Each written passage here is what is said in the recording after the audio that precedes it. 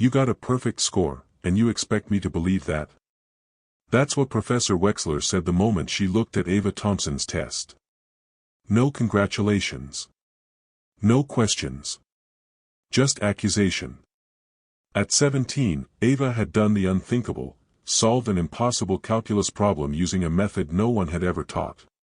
Instead of praise, she was branded a cheater. Her scholarship? Suspended. Her name? Whispered in hallways. But what no one knew was that inside Ava's worn-out backpack was a notebook filled with ideas that could change how math is taught around the world. This isn't just a racist story. It's a story about invention, about quiet power, and about a girl who turned humiliation into history. Comment where you're watching from and what time it is, and don't forget to subscribe, because this one, you won't forget. Room 302 at Westbridge University had seen its share of tension over the years, but nothing like what was unfolding this Thursday morning. Ava Thompson, a 17-year-old black girl with quiet confidence and a mind sharpened by years of self-study, sat motionless as Professor Helen Wexler stormed to the front of the lecture hall. The test papers had just been returned, and Ava's score, 100%, had sent a ripple through the classroom. Not because she was known for underachieving, but because this test was considered impossible by most. Half the students had failed. No one else had even come close. Professor Wexler, an elegant white woman in her early 40s with tailored suits and a reputation for fierce control, looked over her glasses and spoke in a clipped voice that silenced the last murmurs in the room. "Miss Thompson," she said coldly, "please stay after class." The room instantly shifted. Some students exchanged glances. Others smirked. Ava sat still, face calm, but her fingers gripped her pen just a little tighter. When the lecture ended, students filed out, some curious, some eager to escape. Ava remained seated, watching Wexler approach with the test paper in one hand and something colder in her eyes. "Where did you get these solutions?" Wexler asked without preamble. "I solved them," Ava replied, her tone controlled. Wexler held up the paper. "This method in question 3. It's not in the textbook. Nor in any lectures I've given. So unless you had help, I find it difficult to believe this is your original work."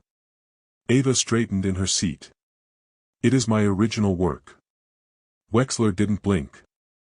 "Then I'd like you to demonstrate it. Now. On the board." There was no invitation. No respect. Just a demand. Ava stood up slowly, walked to the board, and took the chalk.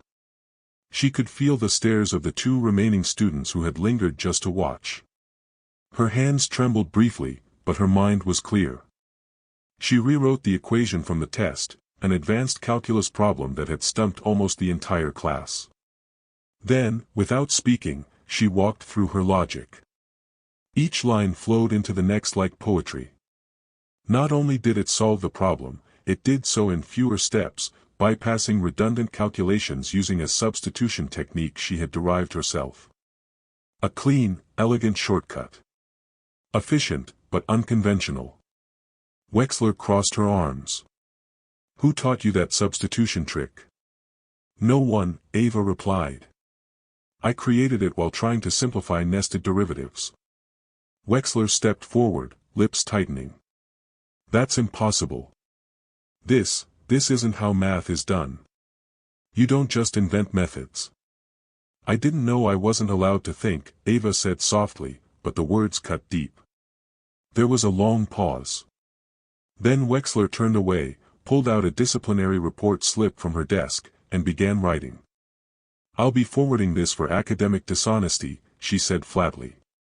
"Your scholarship will be put on hold pending the outcome." Ava felt like the floor shifted beneath her feet. "You're punishing me, for being too correct?" "For being suspiciously correct," Wexler snapped. "And for using unauthorized methods." Ava didn't reply. She gathered her things and walked out without another word, her back straight, her face unreadable. But inside, her chest burned, not with shame, but with something else entirely. Rage. By Monday morning, the whispers had grown louder than the lectures. Ava Thompson walked through the corridors of Westbridge University with her hoodie pulled slightly over her head, not to hide, but to filter out the stares. Her name was no longer just Ava. It had been reduced to a rumor, a cautionary tale, a topic of debate in dorm lounges and cafeteria tables. She must have copied. I heard the professor caught her red-handed. No one gets a perfect score on Wechsler's test unless they cheat. No one said it to her face. But they didn't have to. Even her roommate, Lila, had started acting different. Less eye contact. More awkward silences. By the end of the week, Ava's email inbox confirmed what she feared. A formal investigation had been launched by the university's Academic Integrity Board. Her scholarship was suspended until further notice. All for solving a problem too well. She sat alone in the campus library, books spread out like shields. Her notebook, the one that mattered most, stayed closed in her backpack. It was filled with scratch paper, alternative methods, substitution techniques, and new pathways she developed through independent study. Some of the math wasn't even online, it was purely hers. Purely handwritten. She remembered her father's words from years ago, when she used to sit on the porch solving math puzzles he downloaded for her. You don't need permission to be brilliant, baby. Just be ready, they won't always like it. That memory stung now. She was a first-year student who didn't fit the mold. Young, gifted, black, and female. In a room full of older students and white male professors, her confidence had already made some uncomfortable. But now she was a threat. And threats got neutralized. Still, Ava wasn't built to shrink. She emailed the academic board, requesting to present her methodology in person. She knew they wouldn't take her word for it. But maybe, just maybe, her work could. The next day, she received a cold response: "Your request is noted. Any written material for your defense must be submitted within 72 hours. That night, Ava opened her notebook, the one she'd poured herself into since junior year of high school. She flipped through pages and pages of derivations, side-by-side comparisons between traditional methods and her own. She wasn't just solving for X. She was solving for what comes next, ways to make hard math simpler. The next morning, she walked into the dean's office. Not with an attorney. Not with excuses. Just with a notebook. Dean Larrabee, an older black man with a calm but guarded demeanor, looked up when she entered. He had seen her name on the incident report. He had also taught math for 30 years before becoming an administrator. "You're the student who cheated by being original," he said dryly. Ava handed over the notebook. "No words?" he asked. "I don't think you believe them," she said quietly. He opened it. One glance became several minutes. Then he leaned back in his chair, eyes narrowed not at her, but at the implications. "This isn't from the test," he finally said. "This is deeper." She nodded. "Every method I've ever built is in there. I don't want pity. I want it read." He didn't answer. Just slid the notebook across his desk, tapped his fingers, and then said something she never expected. "I know someone at MIT. I'd like to send this to her." Ava blinked. "For what?" "To confirm if you're a student, or a savant," he replied. 2 days after Ava handed over the notebook, the campus began to shift. At first, it was subtle. A curious glance from the assistant in the math department office. A pause when she entered the library. Even her roommate, Lila, broke the silence over breakfast. "Hey, is it true your work got sent to MIT?" Ava just nodded. Dean Larrabee had been silent since that meeting. But behind the scenes, the notebook had already left Westbridge. He had scanned and sent portions to his former colleague, Dr. Simone Reyes, a mathematics researcher now working with the MIT Math Innovations Lab. Simone didn't usually respond quickly. But this time, she replied within hours. Who is this girl? Did she really come up with this on her own? This substitution model and proof chaining is wildly efficient. Dean Larrabee responded, she's 17. First year. No formal math background outside of standard curriculum. And accused of cheating. That's when Simone made a call. Not to Dean Larrabee, but directly to the head of the university's academic review board. Meanwhile, Ava was called back for a follow-up hearing. Her heart raced as she walked into the room, expecting more skepticism, more accusations. But something had changed. There were 3 professors in the room this time, not just one. The atmosphere was less tense, more clinical. A printed version of her notebook was on the table. Highlighted. Professor Kent, who had previously been silent, cleared his throat. Miss Thompson, we've reviewed your notes, and had them externally evaluated. Ava remained quiet. She had learned that words, in these spaces, could often be twisted. But facts, especially numbers, couldn't. Professor Kent continued. We've received a preliminary analysis from Dr. Simone Reyes at MIT. She confirmed that your techniques are novel. Specifically, the method you used on question 3 is now being considered for academic publication. Wexler wasn't in the room. Professor Kent leaned forward. Do you understand what this means? Ava raised her chin. That I didn't cheat. He cracked a rare smile. Yes. And more than that. You may have developed something new. That afternoon, the dean called her into his office once again. She wants to talk to you, he said, sliding her a number. Ava stared. Dr. Reyes? She's running a program on experimental calculus algorithms. Wants to mentor you. Personally. For the first time in weeks, Ava let herself feel it, relief. But it wasn't just that. It was vindication. It was the restoration of something no one should have to fight so hard to keep. Her right to be excellent. That evening, her story spread, this time in a different tone. An anonymous tweet read. Girl at Westbridge accused of cheating. Turns out she invented a new calculus method. MIT is publishing it. Wexler's not ready for this. It went viral. Within 24 hours, Ava's story was featured on 2 math-focused education blogs. A small science podcast requested an interview. Even a national outlet reached out, just to learn more about her perspective as a young black woman in STEM. Back at campus, things weren't fully repaired. Some classmates now looked at her with awe. Others with envy. And a few, with lingering doubt. But Ava had changed. She no longer walked with her hoodie up. She no longer kept her notebook closed. Instead, she started hosting free Saturday workshops in the math lounge, teaching other students how to think differently, not just memorize. Her first session had only 3 students. The next week, it had 20. She never mentioned Professor Wexler. Not once. She didn't have to. Her numbers did the talking now.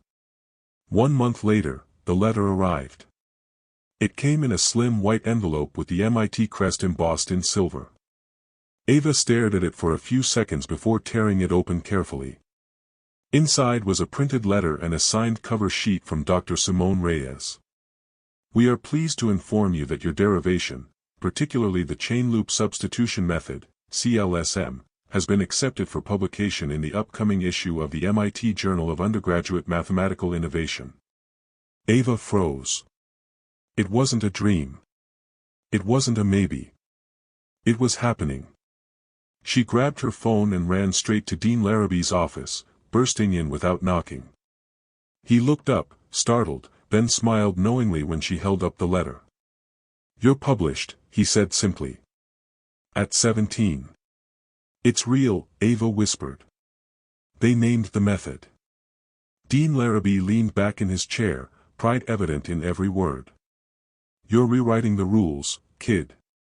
But while Ava celebrated quietly, Westbridge University wasn't done with its own reckoning. The MIT journal didn't just publish the method. They wrote an editorial note explaining the circumstances around its discovery, how Ava had been accused of cheating, how her original notebook became the foundation for a new approach in undergraduate calculus pedagogy. The editorial went viral. "Black teen accused of cheating actually created new calculus method," read one headline. "Professor tries to fail student, MIT publishes her work instead," read another. The backlash against Westbridge was swift and brutal. Online forums flooded with angry comments. Alumni emailed the Board of Trustees. Petitions were created demanding transparency and accountability. Even a popular TikTok educator stitched the story, closing her video with, "This is what genius looks like when it's black and female, and doubted." Within 48 hours, Westbridge was trending on Twitter. It didn't take long before the administration held an emergency meeting. Though Dean Larrabee advocated for restorative steps, the university was more concerned with damage control. Professor Helen Wexler, who had not made a public comment since the day of Ava's accusation, was asked to go on administrative leave pending internal review. Within a week, her bio disappeared from the department website. Some students cheered. Others said she got off too easy. Ava? She said nothing. She didn't need to. When the school asked her to speak on a panel about women in STEM, she agreed, on one condition: let other students speak too. Especially the ones who never thought they were smart enough to sit at the front. The panel was held in the same auditorium where Professor Wexler once scolded her. Ava stood on stage wearing a simple blouse and jeans, no podium, no script, just her voice. "I'm not here to tell you that being underestimated is fun," she said. "It's exhausting. But every time someone tells you your way isn't the right way, remember, innovation never starts with permission. It starts with refusal. Refusing to let someone else write your limits." The room erupted in applause. As cameras flashed and hands clapped, Ava noticed something out of the corner of her eye: Dr. Reyes in the audience, smiling proudly. Ava had been accused. Shamed. Nearly erased. But now, she was published. She was a mentor. She was a name in the journal. And she had become something much rarer than a genius. She had become undeniable. The campus buzzed with whispers of an unexpected assembly. Flyers appeared overnight. Emails were sent by the office of the provost. Every student in the mathematics department received a calendar invite marked, "Special Academic Recognition Ceremony, Auditorium A, 11 a.m. Most students assumed it was about scholarships or guest lectures. Some guessed it had to do with the scandal involving Professor Wexler. Only a few knew the truth. Ava did. But she hadn't told anyone.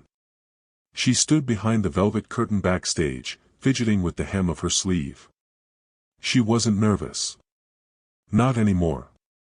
But she was still processing the weight of it all. Her journey from accused to acknowledged had taken only 6 weeks, but it felt like a lifetime. Dean Larrabee walked up beside her. "You ready?" Ava gave a small nod. "As I'll ever be." When she stepped onto the stage, the noise in the auditorium hushed. Students, professors, staff, hundreds of them, turned to face her. For many, it was the first time they had looked at her without bias, without judgment. Just with curiosity. Dean Larrabee took the podium. "Today, we gather not just to recognize achievement, but to acknowledge truth," he began. Truth that was nearly silenced. Truth that persisted in the form of courage, brilliance, and unwavering integrity. He gestured to Ava. "In front of you stands Miss Ava Thompson, first-year student, original author of the chain loop substitution method, and the youngest contributor to the MIT Journal of Undergraduate Mathematical Innovation in our university's history." Applause broke out, hesitant at first, then swelling. But he wasn't done. "There are those among us who made quick judgments. Who failed to see the difference between genius and disruption. And for that, the institution bears responsibility."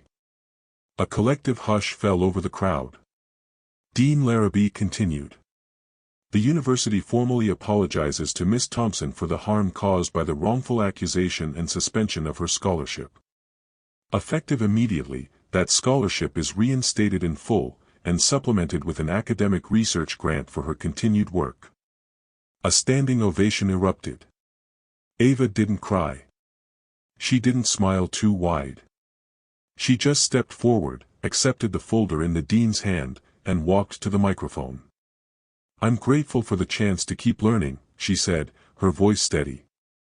"But more than that, I'm grateful for every student here who has ever felt out of place in a room they worked hard to be in." She paused. Her eyes scanned the room, landing briefly on students who had once doubted her. Some looked away.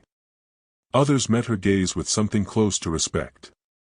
"I didn't invent math," she added. "I just looked at it differently. And that's what I want for all of us, to stop punishing difference, and start honoring it." The applause this time wasn't just loud, it was personal. Later that day, as she walked out into the quad, students approached her. Some shook her hand. Others simply nodded. One girl, a freshman from Georgia, hugged her tightly and whispered, "You made it okay for girls like me to speak up." That hit Ava harder than any accolade. In the days that followed, news outlets ran follow-ups. MIT featured her in their Digital Spotlight series. A documentary short began development. Ava declined most interviews, preferring to stay grounded. She had classes to attend, math to solve, people to mentor. And when Professor Helen Wexler returned from leave weeks later, she was quieter, more withdrawn. Her office door stayed closed. She no longer called on students with cold detachment. She didn't speak to Ava. But Ava passed her in the hallway one afternoon. Their eyes met. And for the first time, Wexler gave a small nod. No words. But it was enough. Because Ava had never needed permission to be brilliant. She only needed space. Now, the world knew who she was. Not a cheater. Not a troublemaker. Not a fluke. Just a black girl who changed the equation, and made history doing it. In a world where being different is often punished before it's understood, Ava's story reminds us that true genius doesn't always follow the rules, it rewrites them. Her quiet defiance, her dignity under fire, and her refusal to back down turned a false accusation into a moment of national inspiration. Sometimes, justice isn't loud, it's precise, undeniable, and beautifully executed. If you've ever been doubted, dismissed, or underestimated, remember, you don't need approval to be excellent. You just need the courage to keep showing up. Like, comment where you're watching from, and subscribe for more powerful real-life stories that deserve to be heard.